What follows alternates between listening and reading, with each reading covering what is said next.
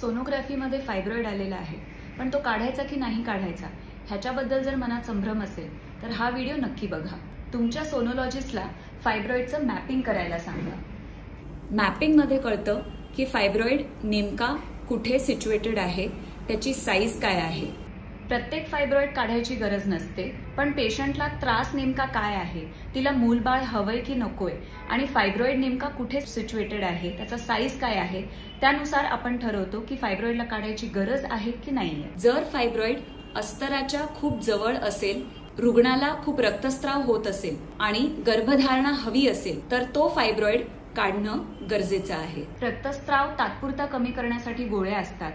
फायब्रॉइडला तात्पुरतं 50% पर्यंत श्रिंक करण्यासाठी सुद्धा गोळ्या किंवा इंजेक्शन्स असतात.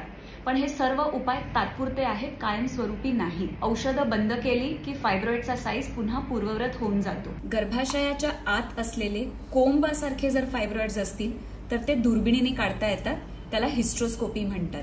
म्हणजेच टाईप 0 किंवा 1 जर फायब्रॉइड असेल तर तो हिस्ट्रोस्कोपीने काढता येतो. पण जर टाईप 3, 4, 5, 6, 7 जर फायब्रॉइड असेल तर तो लॅप्रोस्कोपीने म्हणजे पोटाच्या आत दुर्बीण टाकून काढता येतो. जर फायब्रॉइडचे तुकडे न करता तो बाहेर काढायचा असेल तर मोठी चीर घेऊन ऑपरेशन करावं लागतं. पण जर दुर्बिणीद्वारे ऑपरेशन करायचं असेल तर अशा छोट्या चिरेमधून केलं जातं.